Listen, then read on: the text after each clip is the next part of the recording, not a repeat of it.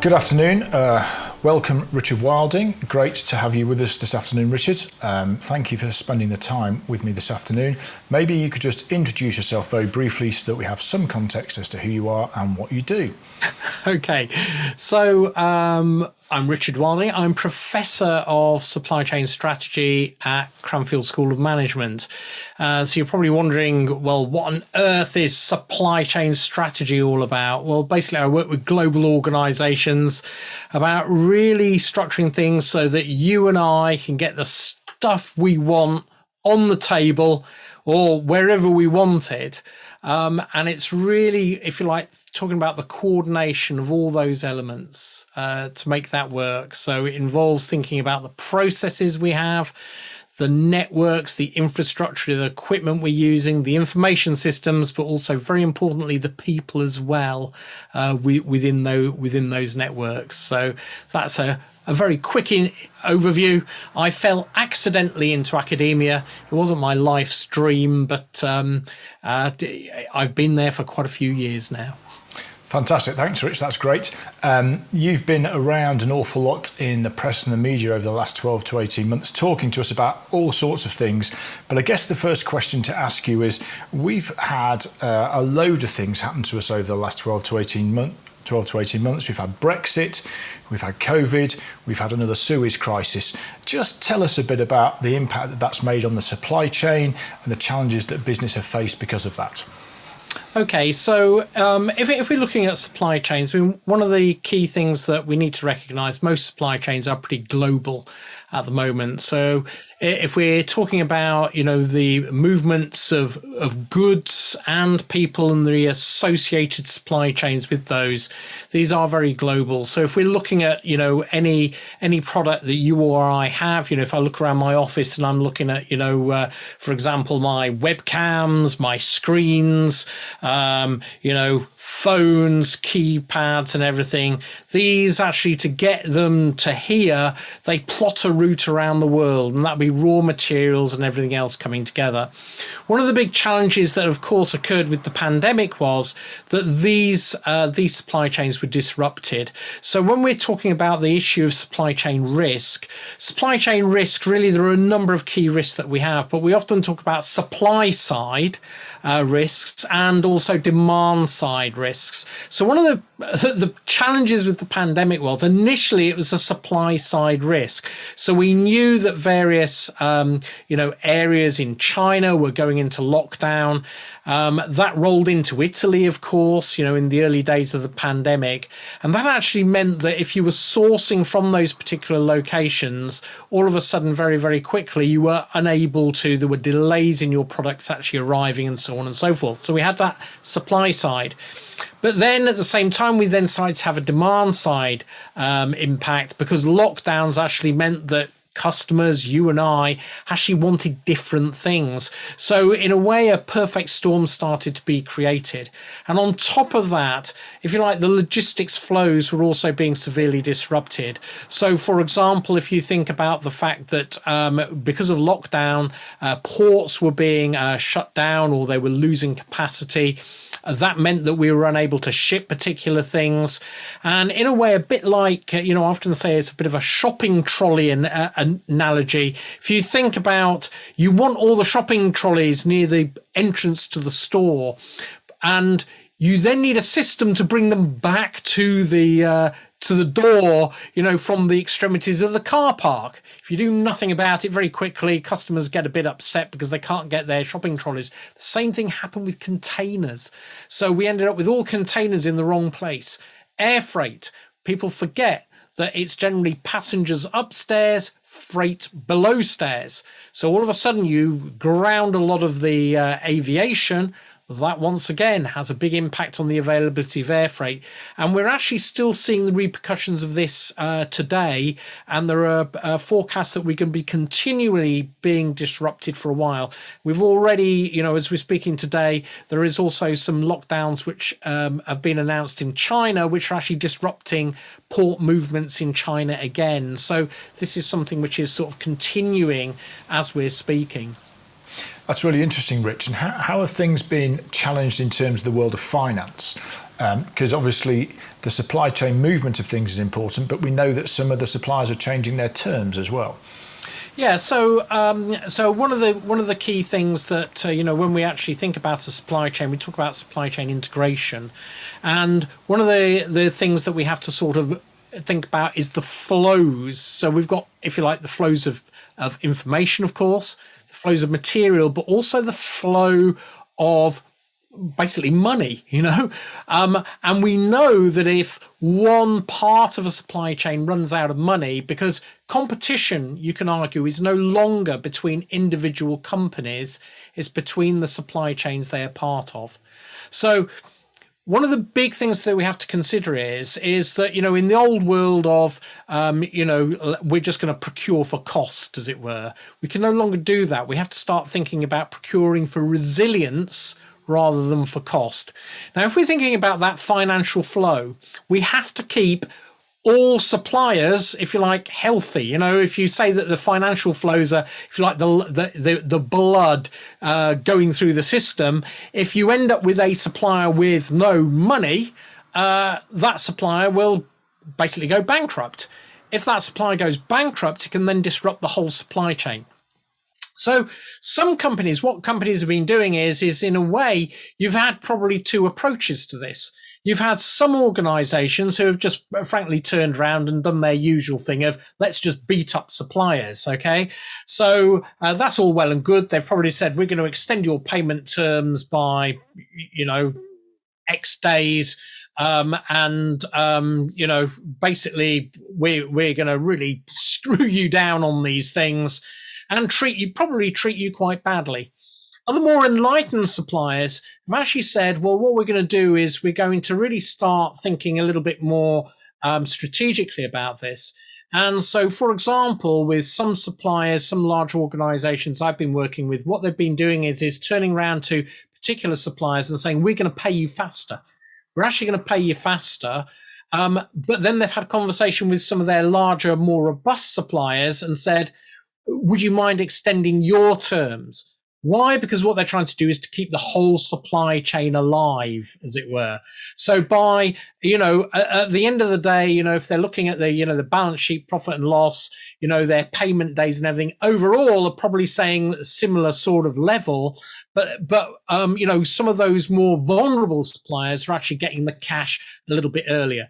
Now, this is all a little bit complicated because at the moment, we have got massively extending lead times. So if you think about the terms, particularly on global shipping, when you pay for an item becomes quite important. Are you going to pay for it as soon as it, lands at your facility, or are you going to pay for it when it's loaded onto a ship in China, and so on and so forth? That will have a big impact on, if you like, the financial resource of your business. And you have to think through some of those challenges and really understand those challenges and make sure you don't fall into any traps. But part of the challenge has been, because we're in very much an environment where, there is capacity constraints everywhere.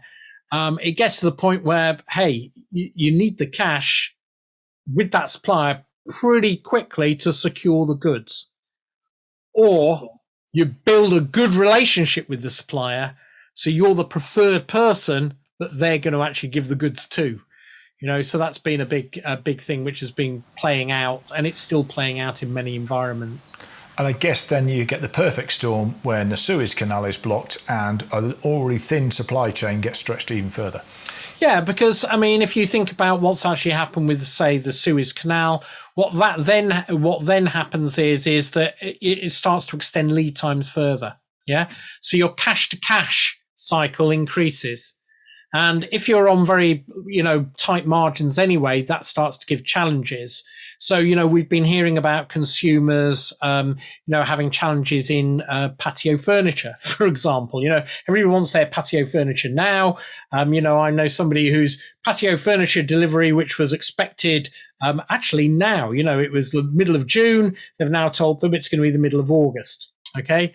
And part of that is because of these other things going on in the supply chain. It's not just about the Suez Canal. Life would have been a little bit better without that, but that has disrupted particular supply chains. But some companies, one of the key things that we have now is the technology to continually monitor what's going on. And Nestle, for example, and Maersk were doing a pilot at the time of the blockage on the Suez Canal.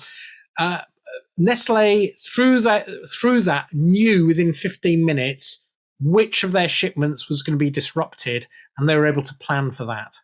Okay, so having that information, that data, and being able to create some real knowledge and wisdom out of it becomes very important. I guess it's that, as you say, it's that having that data that enables people to plan and make some good judgment calls based on what they see happening in real time. Yeah, absolutely. So, if we're thinking about creating resilient supply chains, if you like, supply chain transparency and supply chain, if you like, continuous monitoring and intelligence is key.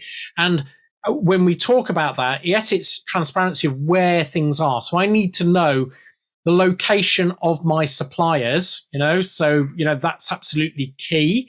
But I also need to understand the flows between those suppliers. It's not always as the crow flies, So if I'm buying, some product from Lithuania, for example, it may route through Europe in a bit of a zigzag before it actually gets to the United Kingdom. You need to understand those flows, because if particular, customs posts or whatever get disrupted, you need to know about that.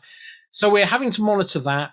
We're also having to also think very carefully, but we now monitor, for example, social media feeds as well. So you might be monitoring Twitter feeds of people who are working in particular ports and so on and so forth, because they'll probably put on Twitter if there's a particular challenge, and you're able to do that. We monitor weather feeds, US Geological Survey feeds.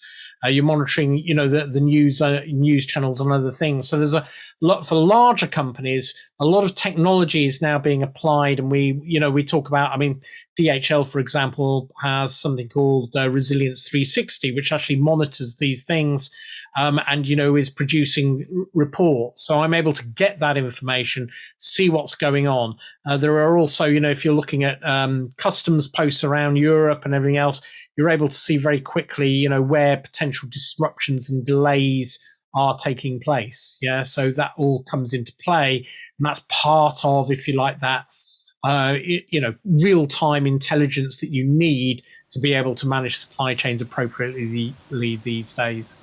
That's very interesting, Rich, and clearly you've been involved in that at some very high level points. I know you've appeared on various news channels talking about the lack of loo roll at various points in time at the start of the pandemic.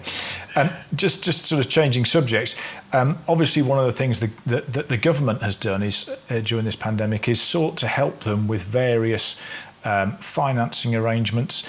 What's your take on how these have worked? Have they helped everybody, or have some people slipped through the net? What's your take on that? I think one of the key things about this is that the financing arrangements, and I think the government's actually, to some degree, it's basically what it's saying is we've got to keep these supply chains alive, if not dormant. So you've got to have those funds. As I was talking about earlier, one of the key things is that, that the financial resource is, if you like, a lifeblood. If you don't have that financial resource, then, a supply chain can die. Some of the supply chains that, we're seeing nationally are currently dormant, okay? But they move quite a lot of money and everything else. And what's actually going to happen is that eventually, things we hope will move into a new normal, or even a new better, as some commentators are saying, because, it is, we could argue we've been a bit lazy over the last probably 20 years with all the stability which we've had. And what that's going to force is these new supply chains to basically need to come on stream again. And you've got to keep them alive.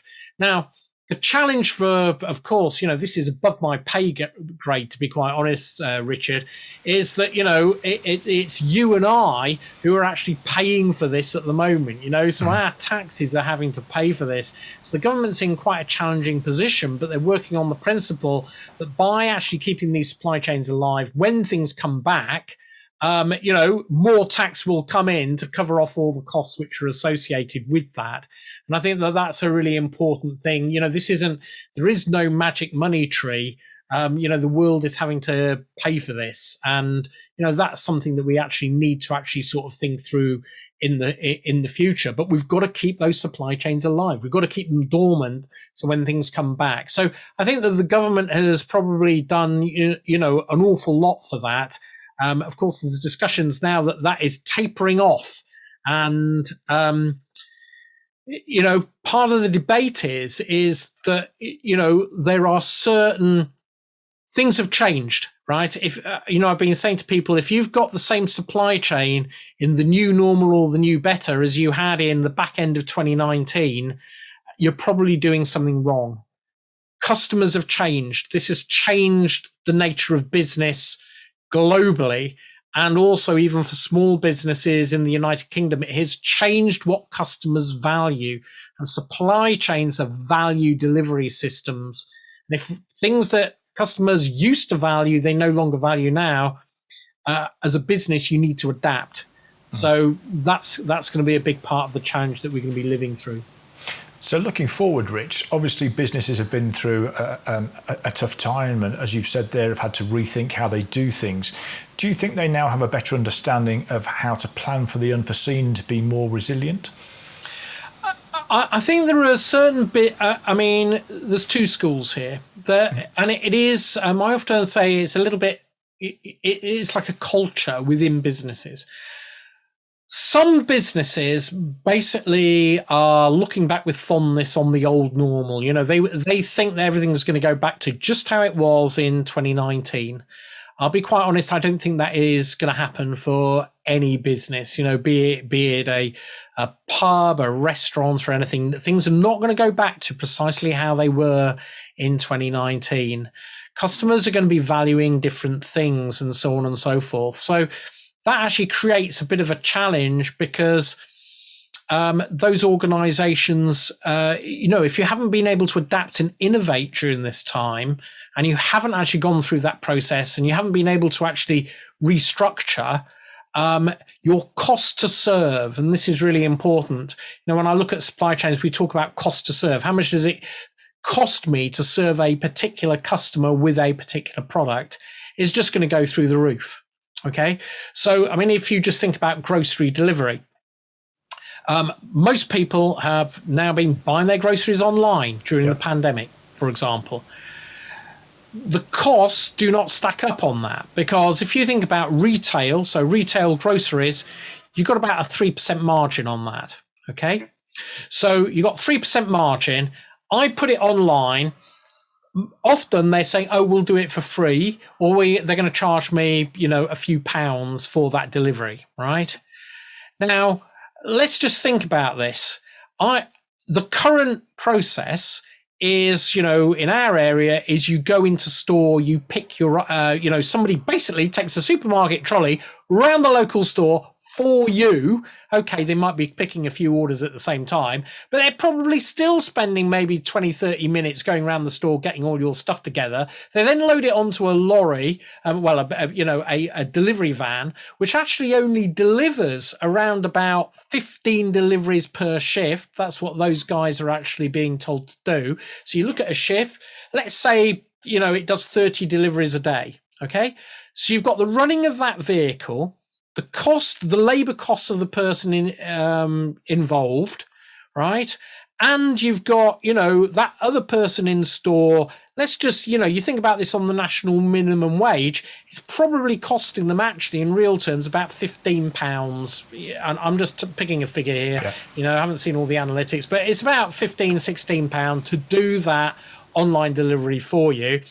They're making 3%. So you spend £100, they're going to make £3 off that £100. Hang on a minute. They're losing money, They haven't thought about the cost to serve. Now, if we look at some of the other models which have come out, so for example, Morrison's have come up with food boxes, which are great fun, actually. It's like having a hamper every day of the week. And basically what they've done there is they're using a dedicated, more or less like a little factory where you don't get much choice. You're getting a meat food box or an afternoon tea food box. Some of them are quite exciting, actually. They'll do these different boxes, but what they do then is they use the DPD delivery trucks to deliver those. Those vehicles can deliver about 140 to 180 drops per day, not 30. Okay. So all of a sudden, what it's done is it's changed the cost to serve, right? Just on that side of things. And this is the key thing. So if you're a small, medium enterprise, the key thing you've got to understand is this concept of cost to serve. Right? How much does it cost me to serve? Because if you're not careful, just like the bigger ones, all the big supermarkets are saying, hey, our sales are going up. But their costs But are actually, as well. their profits are diving. Yeah. Why? Because the cost to serve has actually changed. Yeah. And that's really one of the key things. And, dare I say it, one of the things when I'm working with larger companies is we'll be building cost to serve models. And one of the things I often say is don't get accountants involved in this, right? Right. And I'll tell you why, because you get the paralysis of analysis. They're going, oh, well, it costs this. As a supply chain professional, I only need it to be about 80% right. I just need to know I'm losing money on that now, right? And I'm making money on that. That's all I need to know to be able to make decisions. These are management tools. So if you get into the paralysis of analysis, by the time you've got the model, it's too late. Everything's moved on. Yeah. Yeah. Yeah. So what you're doing is you're trying to take, basically high level principles of activity based costing, get buy-in across the business to understanding what's going on, but really look at that, because even if you're doing click and collect, it costs you money, It costs you money, and you've got to understand that cost to serve. Some of the bigger companies, they understand this now. If you're looking at the John Lewis's, you're looking at, even the supermarkets now, they're putting in, even on click and collect, there is minimum quantities that they will spend, that they will allow you, and so on and so forth. Otherwise, you're going to have to pay. And that is not offsetting everything. So, that's part of the challenge we're in. And if this maintains, what we'll have is what we call dark stores, which are dedicated like mini warehouses where the items are actually picked and moved, because that reduces and changes the cost to serve.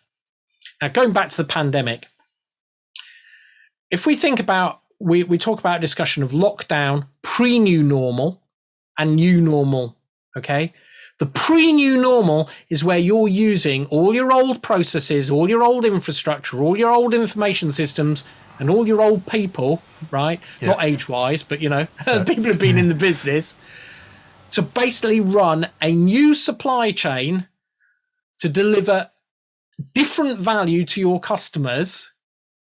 It doesn't make sense. That's where you lose this cost to serve. And we're going through that at the moment. For the new normal, you've got to completely change your processes, probably the infrastructure and equipment you're using, the information systems, but also the skill sets of the people as well to make all this work and come together. Yeah.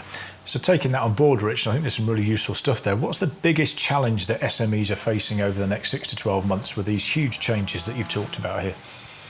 I think really, the fundamental thing that an SME needs to really understand is to have absolute clarity about how you are creating value as a business. What is your thing? What do your customers really care about, and so on and so forth. So that's really important. And SMEs are in a great position to be able to actually do that. The next question they need to ask is what is their current capability, right? Now, their capability, it might be, well, I'm very good at, on my desk here, I have masks, okay, some masks. Now, these masks are actually made by an automotive company. Their capability was to actually cut insulation material which goes into cars. Right. Yeah. Okay. Mm-hmm. So they said, okay, I can basically, my capability is I'm really good at handling these materials and putting them into cars. Just turns out that this particular product, as it were, uses the same type of material which goes into face masks. So, the insulation in cars, some of that material goes into face masks. So they suddenly said, hey, hang on a minute. We've got that capability. We can make something else which is useful to people, and we can adapt accordingly. Also, alcohol hand gel. This particular company, they make high-end soaps. And what their capability is, I'm really good at putting stuff in a bottle, in a bottle and distributing it. It's whether it's a soap or it's an alcohol gel or whatever, I'm going to do that. And we've seen multiple examples of businesses that has thought that way. So understand your capability as well. That becomes really important because you can use that capability in other areas. And that's really interesting. We had a client that we raised some finance for earlier this year who used to make retail display systems. And in an afternoon, they designed those dispensers that as you walk into a shop, either they're automatic or foot operated, they designed those in an afternoon and had a contract for them within 2 days and spent the next 6 months making them. And it was that speed and agility in terms of turning the hand to what was needed that really was a story of their success last year. Understanding what will create value Absolutely. for your customers at a particular time. Yeah. Rich, that's been really useful. Thank you for your time this afternoon. It's been great to get that view that you see both of the global supply chain, but also some of those issues nearer to home in terms of understanding that local delivery aspect, that cost to serve, all these things that fit into making businesses run better and more efficiently. Thank you very much. Thank you.